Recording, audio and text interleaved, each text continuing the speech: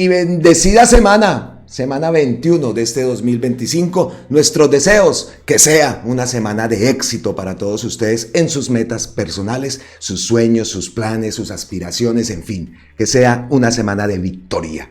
Y por supuesto, también deseamos que sea una semana de victoria en ese sueño colectivo que todos tenemos y es la transformación de nuestro país. Esta semana muy importante, estamos atentos a la llegada del presidente Gustavo Petro a Colombia y estamos atentos a ese evento que se va a dar el día de mañana, el Cabildo Popular. Sí a la consulta popular. En el Congreso hundieron la consulta, en las calles ganamos las reformas. Atentos a ese evento el día de mañana, una manifestación multitudinaria en ese Cabildo Popular que se va a dar en el Paseo Bolívar de Barranquilla. La cita es a las 2 de la tarde mañana, martes 20 de mayo. Estamos muy atentos a eso que va a ocurrir el día de mañana y seguro que va a ser un acto multitudinario. Hemos visto este fin de semana muchas actividades, muchos cabildos a lo largo y ancho de todo el país. Así que muy atentos también, por supuesto, a lo que ocurra esta semana. Hoy se están cumpliendo 1016 días del gobierno del cambio, del primer gobierno progresista y perteneciente al pueblo colombiano, 19 de mayo del 2025, y les decimos bienvenidísimos una vez más aquí a Colombia con C de cambio, con C de consulta popular, con C de cabildo popular, con C también de constituyente. Como decimos entonces, estamos atentos a la llegada del presidente a Colombia, pero antes se dio el encuentro que estaba programado para el día de hoy, a las 10:30 de la mañana, hora de aquí de Europa. Eso es más o menos las 3:30 de la mañana. En Colombia se dio este momento.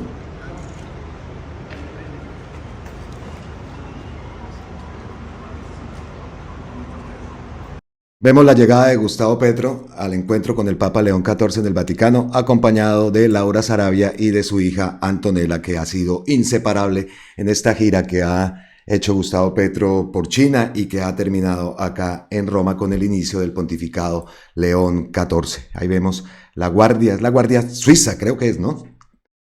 Pues excelente ese momento y estamos esperando entonces declaraciones que se den después de este encuentro y me imagino pues que Gustavo Petro ya tomará camino rumbo a Colombia. Eso es lo que, haciendo cuentas, ¿no? Porque mañana es el gran momento.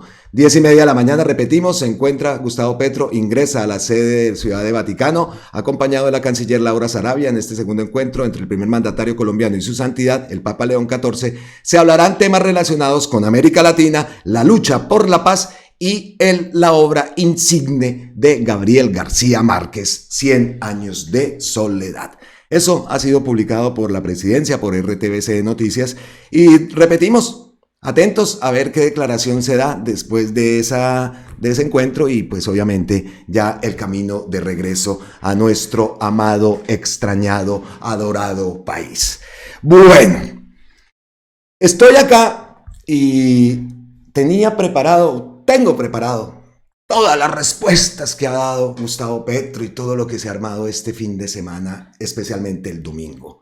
Ya van 3 domingos que el portalucho cambio de Daniel Coronel lanza un ataque coordinado, todos sus miembros, Ackerman, que no sabemos Ackerman con qué autoridad moral viene aquí a escribir y bueno, a lanzar ataques contra Benedetti y el otro contra Benedetti. Entonces la señora que salió de Ángela María Buitrago, la señora que salió de ministra, lanza también ataques y va y habla y suelta y dice y el otro dice y es que Benedetti, aparte, ¿qué carajos o qué teléfono es el que tiene Benedetti que cada vez que chatea algo tiene una cámara ahí encima y le pillan todo lo que está hablando, una conversación privada de WhatsApp? Entonces lo primero que tenemos que decir, señor Benedetti, sígale la recomendación que le hace, es que se me olvida, Han Wen-san, que le dice a alguien que le regale uno de estos al señor Benedetti, y es que efectivamente debería comprarse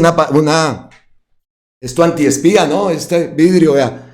Que no, porque es que Ave María, yo no entiendo cómo o qué teléfono es el que tiene Benedetti, que tiene una cámara aquí encima todo el tiempo y se están publicando las conversaciones que que él va publicando, o sí, lo que él va hablando en WhatsApp. Ahora, nos preguntamos también la señora Buitrago, tanta queja que tiene, ¿por qué no lo hizo cuando estaba de ministra? ¿Por qué no lo hizo? ¿Y por qué espera siempre a salir? Como eso es todo coordinado. Todo esto es coordinado. Entonces dije, oiga, me voy a poner a mostrar aquí las respuestas de Gustavo Petro a perder el tiempo con todos los ataques que hizo Daniel Coronel. Pues si hay tanta vaina, pues que investiguen, vayan para la fiscalía y muestren, allá tienen la fiscalía. Pero no me voy a poner a perder el tiempo porque tenemos cosas muy importantes. Es la unión de todos nosotros. Es cómo vamos a elegir ese candidato que va a reemplazar o qué va a pasar de aquí en adelante, como para estar desviándonos con los ataques premeditados de Daniel Coronel y su portalucho cambio. Este fin de semana, otra vez Benedetti. Entonces ya le dijimos a Benedetti que comprara el aparatico el protector de pantalla que le recomienda Han Wen-san, y de verdad que debería hacerlo. Entonces no nos vamos a quedar en eso, pero sí le decimos, como lo denuncia Gonzalo Guillén, ojalá estas revelaciones no se queden en amenazas, dice Ángela María Buitrago, pide a las autoridades judiciales investigar injerencia en el Ministerio de Justicia. Que no se queden en amenazas, pues ojalá. Lástima que no lo hubiera dicho siendo ministra. Nunca se notó que quisiera limpiar, por ejemplo, esa alcantarilla sin tapa que es el IMPEC. ¿Qué ha pasado con el IMPEC, señora exministra? ¿Es cierto o no que en el IMPEC funciona también una mafia, un fortín político de los partidos de siempre, que son los que manejan el IMPEC? Entre esos, según he leído, el Partido Liberal, ¿no? Entonces, ¿dónde están sus avances, señora Ángela María Buitrago? ¿Dónde están? Y a tarea, la que tiene el doctor Augusto Campo. Vaya tarea que tiene. Nosotros no queremos acá ser jueces ni nada de eso, pero tiene una tarea muy importante y una responsabilidad muy grande, y acá volvemos a sumarnos. Vean eso que dicen. Un fortín político que, entre los cuales está el Partido Liberal, maneja el IMPEC. Esto que lo que se necesita es una reforma estructural de nuestro país. La laboral, la salud, la reforma a la justicia. Y todo esto nos entablaría en una constituyente. Vamos a ver qué se define en ese cabildo popular. Vamos a ver cuál es el orden y el mandato del pueblo que Gustavo Petro dijo que iba a respetar. Porque definitivamente no podemos continuar así. Y continúan entonces saliendo, y decidí entonces pues no le voy a dar vitrina a todo este ataque del portalucho cambio y todos sus fieles peones, ¿no? Se los pone coordinaditos, trabajando y creando esto, dividir, ahora muy preocupados en otros medios, que si Malta Peralta, eso a ellos ¿qué les preocupa? Pero no, lo que quieren es lograr dividir. Y efectivamente, el tema de Malta Peralta hay que mirarlo con lupa. Vamos a ver también qué declaraciones se hacen, qué pasa. Quiero ver el discurso de Gustavo Petro después de que llegue con todo lo que ha pasado mientras él ha estado fuera del país, en China y en Roma. Vamos a ver qué va a pasar. También quiero escuchar las palabras de Gustavo Petro, que seguramente van a dar en el clavo, que es lo que esperamos. Listo. Entonces, señora Ángela María Buitrago, por favor, publíquenos todos los avances que usted hizo en su ministerio. Por favor, queremos saber cuáles son los avances que se hicieron en el IMPEC. ¿O fue que se quedó siempre en lo que estaba quejándose desde el primer Consejo de Ministros que fue televisado, donde decía, ay, es que la burocracia, esto no se puede, y es que la burocracia, ¡ey! Que Gustavo Petro ahí mismo también le metió, oiga, ¿cómo así? Entonces nos quedamos en la burocracia. ¿Cómo es que dice Gustavo? Ministros miedosos, ministros que... Y eso no sirve, y más en un tema como justicia. Así que dejamos el tema de la ministra, exministra, que fue sacada. A ella no pidió la renuncia, ella la echaron, pues. Y así lo dijo también el presidente. Listo. Por ese lado, el tema de Ángela María, ustedes no le vamos a dar visibilidad. Queremos eso, queremos saber qué fueron los avances en su ministerio. Por otro lado, también el portalucho cambio entonces manda y ataca que con el tema de Lilian Francisca Toro, Y lo primero que tenemos que decir entonces en torno a este tema de Dilian Francisca Toro son los chats que se revelaron. No los vamos a publicar, por supuesto, a mí me parece eso, me parece incluso hasta ilegal, ¿no? Pero bueno, entonces por ahí dicen en los chats que hay que pararle todo a la gobernadora del Valle, a Dilian Francisca Toro, chats que estaba enviando Benedetti. Nos traicionó, dice por ahí también. ¿Nos traicionó? ¿Confiando en Dilian Francisca Toro? Eso sí me parece a mí un error, ¿no? ¿Confiar en Dilian Francisca Toro? De verdad que no entiendo, pero bueno, se supone que eso es política, ¿no? Pero lo que sí podemos decir y lo que confirma el presidente Gustavo Petro es que Dilian Francisca Toro queda como una enemiga de los trabajadores. ¿Por qué? Porque su condición de clase la llevó a quedarse del lado de la codicia, que el pueblo sepa castigar su traición. Eso lo publica Alfredo Mondragón citando el post de Gustavo Petro. Hay maneras de hacer sumas y restas en las matemáticas y estas dan resultados diversos. Pero indudablemente en el partido de la U la actitud anticonsulta de la gobernadora del Valle partió las aguas. No era necesario impedir la voz de la sociedad completa porque desde la COP16 el gobierno ayudaba a la gobernadora del Valle en sacar adelante la sociedad vallecaucana. Las tomó el corazón, el instinto de clase sobre el interés general. Lástima que el mundo laboral vallecaucano se quede sin gobernadora. Entonces, ¿qué fue lo que dijo Gustavo Petro? ¿La va a sacar según esta gente? ¿Ah? Entonces, no señora, eso no es lo que quiere decir. Y lo que quiere decir es, aquí tengo también el post, significa que el mundo laboral vallecaucano no tiene gobernadora aliada a sus intereses. No veo por qué tanto prejuicio en una frase tan simple. El ser humano toma posición de acuerdo a los intereses que lo animan.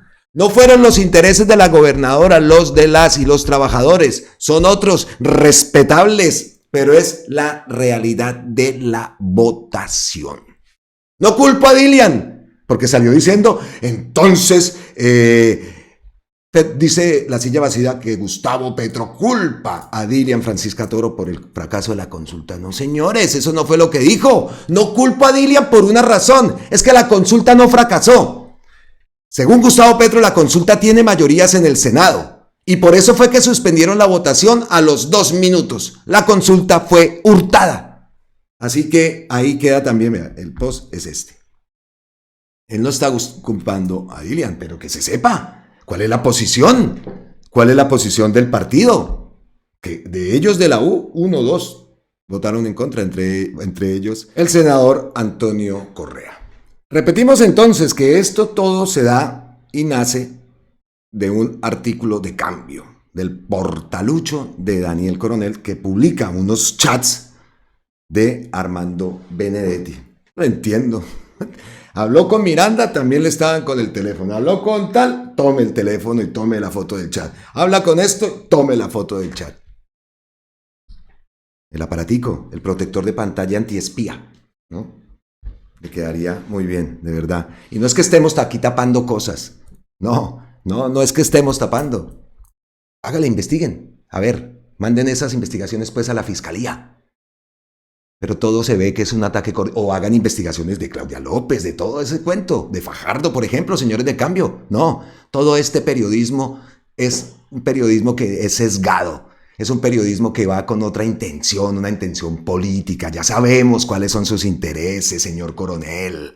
Ya sabemos. Y que viva Palestina, señor Coronel, así le joda. ¿Vale? Porque todo eso es lo que es ese disque periodista. No le comemos a Daniel Coronel. Aquí, por ejemplo, somos guillenistas. Eso ya queda claro. Yo a Coronel no le como nada. Porque ya queda cada vez desenmascarado. Y el siguiente domingo volverá a ser la misma. Ackerman escribiendo columnas. Ackerman. ¿Ah?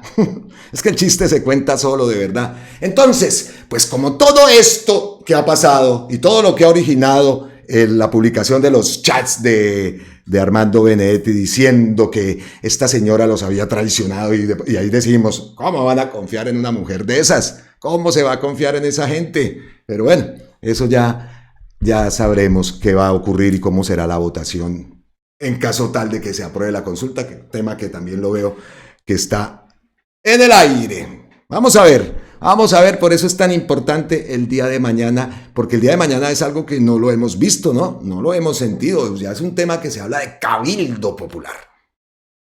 Listo. Entonces, no nos vamos a quedar con los chats, sino simplemente en este cruce de chats y de respuesta que Gustavo Petro le dice y la Dilian le contesta y al contrario, pues sale un tema que según Dilian, el gobierno del cambio no ha hecho nada por el Valle del Cauca. Y ahí me voy entonces para este hilo. Gabriela Pozo Restrepo lo publica, ella es caleña, administradora de empresas, Univalle. Gobernadora Dilian Francisca, afirmar que el gobierno nacional no invierte en el Valle del Cauca es desconocer realidades. Aquí, algunos ejemplos concretos de inversiones realizadas por el gobierno de Gustavo Petro y Francia Márquez.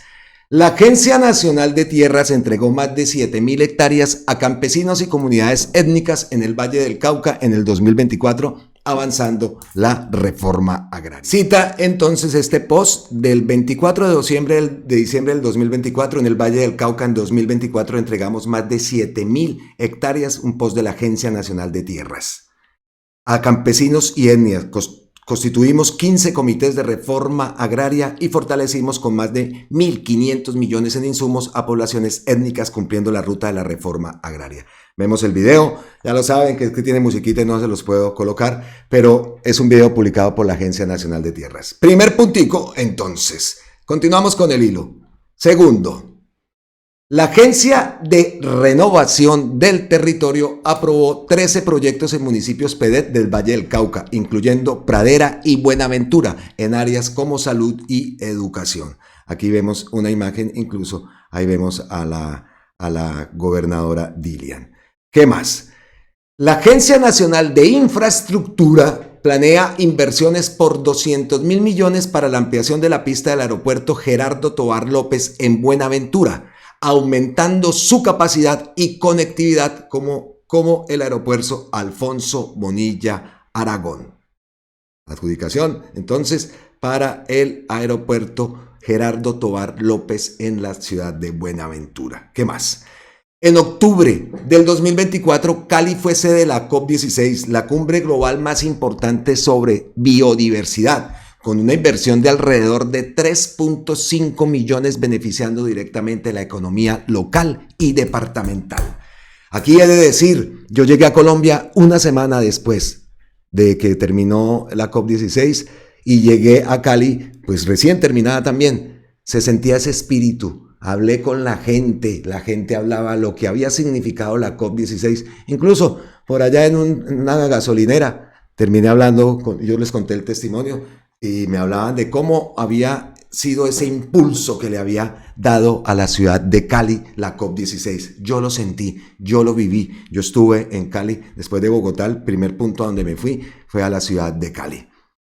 El Ministerio de Justicia y la Gobernación del Valle del Cauca, el 4 de marzo del 2025 se firmó un memorando de entendimiento para implementar un plan piloto de lucha contra la extorsión en los municipios de Tuluá, Andalucía, Río Frío, Trujillo y Bugalagrande. Aquí vemos, implementan un plan piloto contra la extorsión en los municipios de Tuluá, Andalucía, Río Frío, Bugalagrande y Trujillo. Vemos acá el video y es una noticia que publica Telepacífico, tiene la musiquita, pero ahí está hablando de eso precisamente. ¿Qué más dice este post? Interesante, ¿no? El Ministerio TIC, el MINTIC, anunció una inversión de más de 22.000 millones para mejorar la conectividad en Cali y el Valle del Cauca, beneficiando a miles de ciudadanos. A través del programa Obras por Impuestos, se destinan más de 50.000 millones para mejorar 8.67 kilómetros de vías en San Antonio de los Caballeros, fortaleciendo la infraestructura vial del departamento. Vemos acá un artículo que publica la página de la presidencia. Cifra récord en obras por impuestos, 145 empresas apuestan a 113 proyectos en municipios afectados por el conflicto y la pobreza. Eso fue publicado el 2 de abril de este año. ¿Qué más? El gobierno cofinanciará el tren de cercanías del Valle del Cauca casi en un 70%. Un megaproyecto que mejorará la movilidad departamental y conectará municipios claves. Aquí lo dice, gobierno confinanciará tren de cercanías del Valle. Esto fue el 23 de octubre del 2024. El gobierno nacional entregó la sede de la Universidad del Valle en Suárez, Cauca, llevando educación superior pública y de calidad a jóvenes de la región, aportando para que la Universidad del Valle tenga una proyección nacional. La sede de la Universidad del Valle en Suárez, Cauca, ya es una realidad. Esto es un artículo del Tiempo publicado el 28 de febrero de este año. Eso no hace mucho que ocurrió, ¿no? Con estas acciones, el gobierno nacional demuestra su compromiso con el desarrollo integral del Valle del Cauca, promoviendo la justicia social, la economía y bienestar de sus vallecaucanas y vallecaucanos.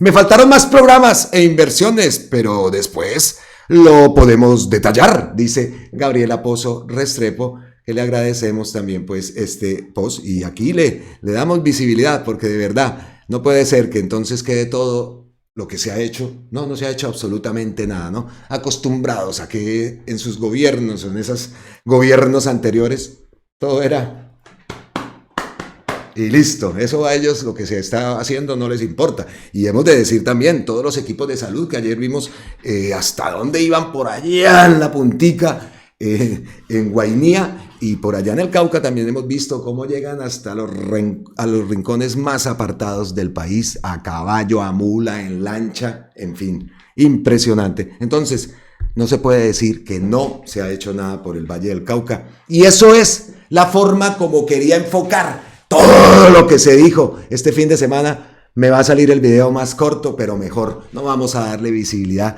a todo lo que están hablando y lo que están diciendo, porque es que, a ver, ¿dónde están las pruebas? Váyanse entonces a investigar, es lo que nosotros decimos. A ver, ¿dónde están? Y ahora todos, Benedetti, salen y Benedetti. No más. Bueno, entonces no le damos visibilidad a eso. Estamos concentrados en lo que tenemos que concentrarnos, y es la unión, el pacto, las consultas, el cabildo popular, todo esto. Candidatos, ¿qué va a pasar con Gustavo Petro? Muchos queremos la reelección, él dice que no. Entonces, ¿quién va a ser el candidato? Por aquí, por allá, salió Gustavo Bolívar del DPS, ¿qué va a pasar? Por cierto, lo vimos por ahí en una entrevista en RCN, diciendo que el caso de él no se rodearía mal, dice que no se rodearía de personas como Sanabria, de Benedetti. Incluso dices que Benedetti allá en la política es un zorro, ¿no? Un duro, pues. Eso lo escuchamos también en una entrevista que dio Gustavo Bolívar a RCN. Pero, ¿qué vamos a hacer entonces? ¿Qué vamos a hacer? Y nos enfocamos entonces ahora el pacto histórico. Y precisamente Gustavo Bolívar ha escrito una columna, dice Gustavo Bolívar, que vuelve a escribir columnas.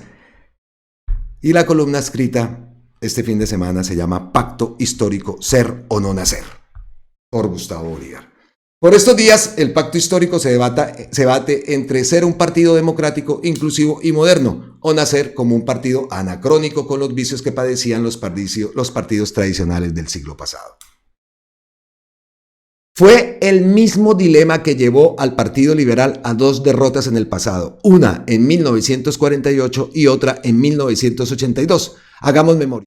Indignado porque los candidatos del Partido Liberal a la presidencia se escogían siempre en convenciones amañadas, Luis Carlos Galán, sospechando que de esta manera jamás sería postulado, se separó del Partido Liberal a comienzos de los 80 y montó una disidencia junto con Gabriel Rosas Vega, Rodrigo Lara Bonilla y Enrique Parejo González, entre otros políticos de la época.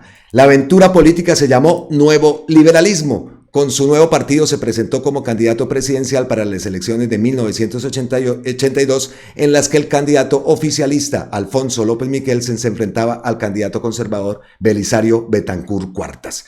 Esa división le costó al Partido Liberal perder las elecciones. Temiendo correr la misma suerte en elecciones venideras, los jefes liberales intentaron por todos los medios convencer a Luis Carlos Galán para que regresara al partido oficial. A finales de la década, Luis Carlos Galán aceptó la propuesta de reunificación, pero con una poderosa condición: que los candidatos a la presidencia del Partido Liberal se escogieran mediante consulta popular, votación directa del pueblo. En 1988, en la convención del partido en Cartagena, liderada por Julio César Turbay, el partido cambió sus estatutos y se implementó la consulta como mecanismo de selección del candidato. Luis Carlos Galán entregó la personería al nuevo liberalismo y regresó a las toldas del partido liberal. A la primera consulta para elegir al candidato liberal a la presidencia en 1990 para suceder a Virgilio Barco se presentaron Ernesto Samper, Eduardo Mestre, Santofimio Botero, Hernando Durán Duzán y el ideólogo del nuevo mecanismo, Luis Carlos Galán. Según todas las encuestas, Galán ganaría esas primarias con amplia ventaja sobre su inmediato competidor. Solo la muerte podría interponerse en su camino a la presidencia y efectivamente, un 18 de agosto de 1989, la muerte se interpuso en su camino y truncó sus posibilidades de ser presidente. Nadie podría saber a ciencia cierta lo que hubiera sido de Colombia si Galán hubiera llegado al solio de Bolívar. A lo mejor hubiera sido más de lo mismo, a lo mejor hubiera cambiado Colombia, nunca se sabrá. Lo que sí se sabe es que hace 35 años el Partido Liberal se modernizó y democratizó el acceso a las oportunidades electorales. En ese tiempo yo militaba en las juventudes rebeldes del nuevo liberalismo, al lado de Juan Lozano, María Isabel Nieto, Germán Vargas, Alfonso Prada y otro puñado de jóvenes que teníamos la esperanza de cambiar las costumbres políticas en Colombia. Con el asesinato de Galán, este grupo se diseminó y algunos fueron a parar a la derecha, otros a la izquierda y algunos al centro del espectro político. Yo me quedé haciendo política al lado de Enrique Parejo González, exministro de Justicia, quien debió ser el sucesor natural del inmolado líder. El doctor Parejo fue quien sucedió en el Ministerio de Justicia a Rodrigo. Y casi corre la misma suerte de Lara. Fue avaliado por la mafia de Medellín en la ciudad de Budapest cuando Hungría aún pertenecía al bloque comunista de la Cortina de Hierro. Durante el sepelio del líder liberal asesinado, su hijo, Juan Manuel Galán, entonces un adolescente, leyó una carta en la que le entregaba las banderas de su padre al hoy presidente del partido, César Gaviria Trujillo, a pesar de que Gaviria jamás perteneció al nuevo liberalismo. Es decir, la consulta es una conquista democrática que cumple 35 años. Ha sido utilizada discrecionalmente por partidos de derecha, centro e izquierda. Hoy, a portas de unificar las personerías jurídicas de los partidos que se coaligaron para ganar 51 escaños en el Congreso y para llevar a Gustavo Petro a la presidencia, los dirigentes del nuevo partido debaten los artículos de los estatutos que tienen que ver con el mecanismo por medio del cual el pacto histórico escogerá sus candidatos a las corporaciones públicos y a los cargos de elección uninominal. Como militante raso que soy del futuro partido, me permito hacer mis respetuosas sugerencias. La primera es que las bases compuestas por gente de a pie, líderes comunales y de organizaciones sociales están cansadas de cargar ladrillos para otros. Siempre para otros. Además, una generación de jóvenes que se han venido preparando para gobernar y legislar se están envejeciendo esperando una oportunidad para participar en elecciones. Todo porque hasta ahora las designaciones han sido hechas desde Bogotá con el bolígrafo de los jefes de los partidos. Pedirle a las bases ahora que posterguen otros 4 años sus aspiraciones porque los congresistas actuales tienen derechos adquiridos es poco menos que una canallada, pero por sobre todo una bomba atómica que hará estallar en 1000 pedazos el partido, sin que siquiera haya nacido.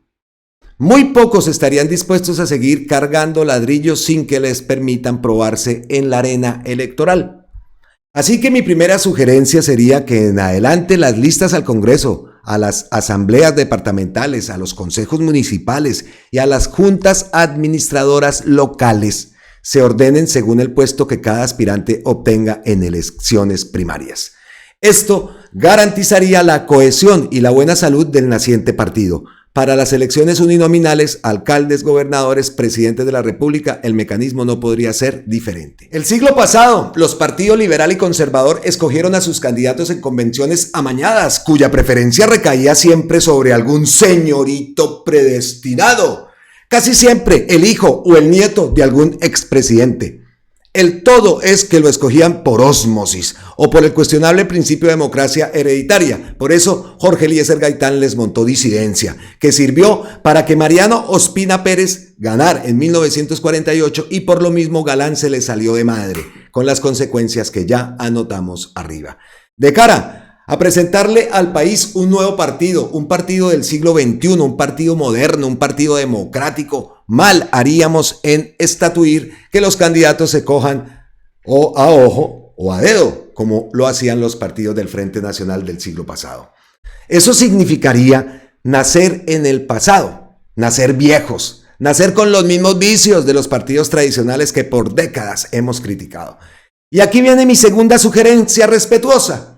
Los candidatos o candidatas a elecciones uninominales no se pueden escoger por mecanismo distinto al de la democracia interna, el voto directo de sus militantes a través de una consulta popular. Primero, porque es lo más democrático, razón más que suficiente. Segundo, porque el ganador sumará a su campaña los apoyos de los perdedores y esto le suma posibilidades. Caso contrario, los candidatos que no sean señalados por el bolígrafo de los miembros del conciliábulo se decepcionarán tanto que dudo que trabajen por el señalado. En mi caso personal, que tengo una aspiración inocultable, no estaría dispuesto a participar en el debate si ese mecanismo de selección no es el de la consulta. Muchos creerán, por los ejemplos que acabo de ilustrar de Gaitán y de Galán, que en esa eventualidad me iría a recoger firmas y a montar una disidencia. Se equivocan. Jamás me prestaría para facilitar el regreso de la derecha en 2026. No me perdonaría haber sido el culpable del regreso de quienes nos convirtieron en uno de los 4 países más desiguales de la Tierra, con su directa consecuencia, la violencia casi eterna. No monto disidencia, el poder no me mata. Sencillamente me margino decepcionado por haber perdido mi tiempo en ayudar a construir un partido donde la democracia brilla por su ausencia. Me voy tranquilo a arar en tierras más fértiles y sensatas. Reconozco, como reconocemos todos, la jefatura natural de nuestro presidente Gustavo Petro en el nuevo partido, para decirlo en un tono más franco. Los votos son mayoritariamente suyos. En consecuencia, sus sugerencias e instrucciones tienen un peso enorme. Él, en su sabiduría, sabrá cómo jugarse ese gigantesco capital electoral. Listo. Muchos temas. Comparto de lo que se dice en esta carta. Y no es porque es Gustavo Bolívar, no, porque es que lo hemos dicho, nosotros, ustedes, todos, y eso se habló, se dijo en la conformación de las listas anteriores, y no podemos volver a repetir que nos ocurra eso. Estamos de acuerdo en muchas cosas que dice. Vamos a ver entonces qué ocurre. Y nosotros tenemos nuestra voz y voto en ese tema. Eso es lo que se quiere, un partido moderno, un partido del siglo XXI, un partido decente, donde prime la democracia, la consulta. Hay jóvenes muy preparados que pueden asumir, y quisiera verlos allá, y jóvenes y viejos también, y quiero verlos allá. Y de nosotros depende que esos jóvenes, que todas esas personas que tienen aspiraciones, que pasen por consulta popular, pues de nosotros depende que lleguen allá y que sean mayoría. Repetimos entonces 55-86. Pero antes de eso, esto que dice Gustavo Bolívar, me parece muy importante. Estamos avanzando, los días pasan, los días van pasando. Vemos cómo otros están en campaña, nosotros enfocados en lo nuestro. Primero, con sacar adelante todo el proyecto de este gobierno del cambio, pero a la vez tenemos que ir mirando el 2026. Muchas veces por estar en las dos cosas no se hace algo, pero tenemos que encontrar el espacio, como digo, primero en enfocarnos en este gobierno. ¿Qué va a pasar? Y por eso el día de mañana es un día histórico para el país. Es un día histórico para nuestro sueño de cambio. Y por eso estaremos atentos a qué va a ocurrir, porque es algo que no lo hemos visto. Cabildos populares, reuniones por todo el país y mañana una gran concentración buscando el cambio en nuestro país. Oiga, qué bueno, ¿no? Se les pintó un acuerdo nacional, se burlaron del presidente, se pintó desde que se entró. Y precisamente por ese hombre democrático que es Gustavo Petro tendió la mano a esa gente que había perdido. Y vea cómo salió todo esto. Exministros, mira, ahí estamos viendo todavía. ¿Y quiénes entonces quedan allá? ¿Van a hacer lo mismo? En el momento que salgan, yo lo digo, ese Luis Carlos Reyes, uff, ¿qué tal? Y así, ese tenía aspiración presidencial, creo, ¿no? Pues, no sé, pero hágame el favor. Y ahora vea a esta señora. Y salen a cambio, y salen y no sé qué, y salen directo a Caracol. Increíble, increíble. Entonces, ahí queda la columna de Gustavo Bolívar. Manda un mensaje, estábamos esperando una respuesta y pues por medio de él le gusta escribir sus columnas y pues nos parece bien y por eso he decidido divulgar la columna de Gustavo Bolívar el día de hoy porque ¿qué hubo? ¿Qué hubo? No nos podemos quedar quietos. Esto tiene que ser una actividad constante. Aquí, allá. Dos frentes abiertos. Tres frentes tenemos. Frente consulta popular, frente ¿qué va a pasar? ¿Qué decisión se va a tomar? Frente elecciones de 2026, conformación de listas, en fin. Hay muchas cosas. Y muchas cosas recaen también en esos líderes políticos progresistas, pero también esta vez tiene que recaer mucho el peso en nosotros. Listo. Eso era básicamente. El video salió corto. Bueno, que me quedan las ñapitas. Pero no me voy a gastar el tiempo y mostrando aquí que Petro le dijo, que el otro le dijo, que Petro le contestó. No, ahí están las cosas que se han hecho en el Valle del Cauca que no las pueden venir a negar. Que es política, me pareció muy mal que fueran a confiar en esa mujer. Pero bueno, allá, eso es el tema de la política, ¿no? Triste. Y por eso entonces, 5586, pero eso ya es otro tema. Listo, llegamos entonces a las ñapitas aquí en Colombia con C. He seguido constantemente la actividad de José Cuesta Novoa, desde que escuché el Space, y toda la actividad que se ha presentado en ese punto, en Bogotá, en la Plaza del Consejo, la Plaza Luis Carlos Galán, ahí en el Consejo atrás de la 26. Pues ayer una multitud de gente, incluso por allá salió un derechista que eso se iba a caer, que se iba a hundir la plazoleta donde se están reuniendo. ¿Pueden creer eso? Que se iba a hundir, que porque no tenía no sé qué, y por allá salió una concejala y le dijo, oiga, nosotros ya sabemos cómo es el tema, aquí no venga con, que se va a hundir, listo. Pues vean esas imágenes que se dieron ayer, ahí vemos al concejal, véalo.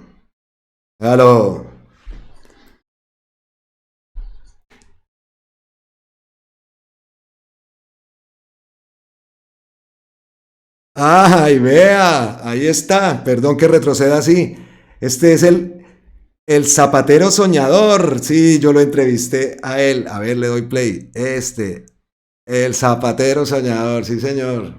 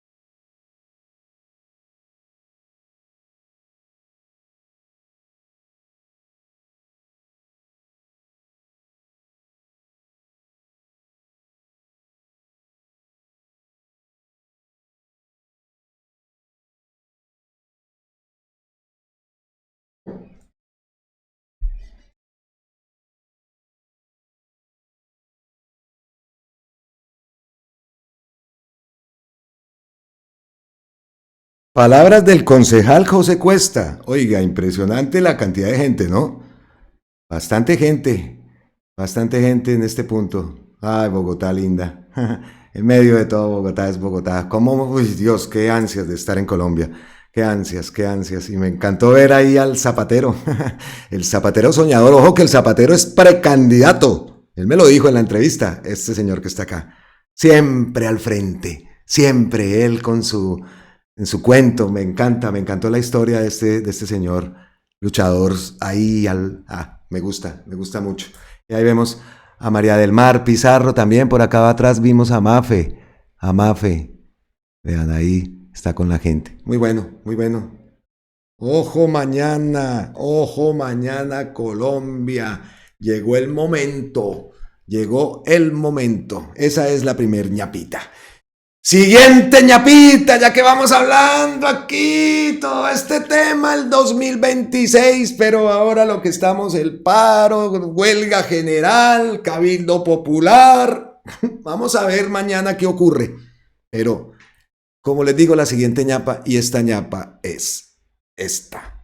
El expresidente Álvaro Uribe, desde el municipio de Fredonia, aseguró que está abierto a una posible alianza presidencial con Vargas Lleras para las elecciones del 2026. Aclamó que será escuchado el clamor popular. ¡Ush! ¿Ah? ¿Cómo la ven? Luis Guillermo Pérez dice, recuerdo que cuando estaba en el exilio en Bruselas, una fundación organizó un conservatorio con Germán Vargas Lleras y Carlos Gaviria.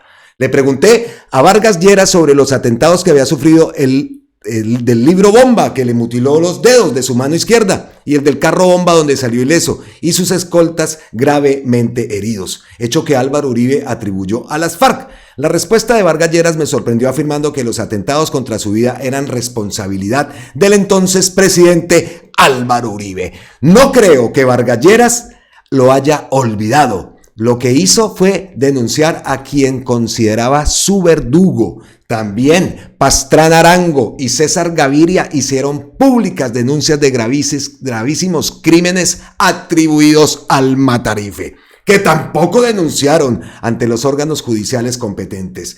Luego, unos y otros se han unido en la realpolitik, en la degradación de la democracia colombiana, la tragicomedia de la cleptocracia, donde solo se identifican en sus propios intereses y en el neoliberalismo para sembrar la mayor inequidad social. ¿Ah? Tienen miedo, de verdad. Oiga, impresionante. Bueno, siguiente ñapa. El tío Pelis publica, ahora solo sube videos tragando comida de pobres y haciendo cara de asco. ¿En qué estado irá a llegar a las votaciones? Y vean esta cara. Vean esto. Jorge Cortés. Veo. Ay, Dios, esta gente sí, definitivamente. Sube videos tragando comida de pobres y haciendo cara de asco. Siguiente ñapita. Oiga, lo que se presentó el día de ayer en la ciudad de Cali. Qué mal. Y me refiero al concierto de Andrés Calamaro. Yo era seguidor de Calamaro. Eso lo he de reconocer. Me gusta él. Pero por ahí ya he visto, por ahí una vez lo vi que apoyaba a Milei. Y como que le pone uno la X, ¿no? Pero yo era seguidor de Calamaro, he de confesarlo. Pero resulta que el señor Calamaro estaba en un concierto ayer en la ciudad de Cali y se le hizo fácil venir a hacer y hablar de los toreros y que vivan los toreros y la cultura taurina en Cali. Y después entonces cuando la gente lo silba, abandona el concierto y sale muy chulo diciendo están cancelados. Cancelado quedó usted, señor Calamaro. Oiga, y todavía tiene gira en el resto del país. Vamos a ver si va a seguir con la misma. O se cancelan esas presentaciones que tiene, no sé. Pero, ¿cómo se le va a ocurrir a este payaso venir a hacer eso? Esmeralda Hernández dice, el que está cancelado es usted, Calamaro, debería ser declarado persona no grata en Cali. por ofender a un país que ya dijo no a la asquerosa tauromaquia con una ley. La gente pagó para escuchar música, no para aguantarse su discurso violento y de apología a la tortura. Respete a su público y a los animales, señor Calamaro. Cancelado, por supuesto que sí. Hasta nunca, dijo, están cancelados, hasta nunca. Mientras abandonaba el concierto en la ciudad de Cali. Después volvió y terminó el concierto, pero... Entonces vamos a ver qué pasa con el resto de presentaciones, porque estuvo viendo y continúa la gira de Calamaro por Colombia. Después llegó y repitió y terminó el concierto. No lo podemos pasar porque obviamente cuestiones de copyright. Aquí está el momento del concierto. Estaba tocando La Flaca. La canción es buenísima. Y ahí es entonces el momento donde... Es que cancelados. Ah.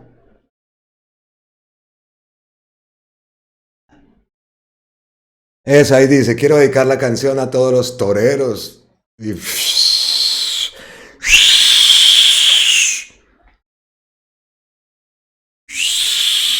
Es que ¿por qué votaron por eso? ¿Ah? Este gamín que se ha creído.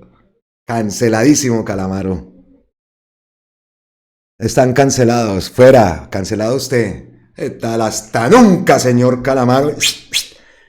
¿Qué tal? Dice que hasta nunca. De verdad. Bueno, ¿qué más tenemos? ¿Qué más tenemos de ñapitas para cerrar este contenido? Me voy para la cuenta de Gustavo Petro a ver si ha posteado algo. Oiga, de verdad, queda uno como... ¿Qué se creyó? Es que cancelados hasta nunca, señor Calamaro. Y ojalá, como dice la senadora Esmeralda Hernández, Calamaro sea decretado persona no grata en nuestro país. Estoy en la cuenta de Gustavo Petro, no hay nada en el momento, me imagino pues que ya casi o estará ya de camino, no nos aventuramos a decir, pero ya tiene que estar de pronto alistando las maletas para volver a Colombia. Y llegamos entonces así al final de este contenido. Esperamos que haya sido de su agrado. Nos vemos en una próxima ocasión, seguro, aquí en Colombia con C de cambio, con C de campesinos, con C de consulta popular, con C de cabildo popular, con C de Colombia, carajo. Nos vemos en la próxima, miles y miles de bendiciones para todos, feliz semana, como ya lo dije, feliz resto de día, miles y miles de bendiciones para todos, gracias totales, eternas e infinitas y un abrazo ancestral desde la distancia. Como siempre, gracias, gracias, gracias.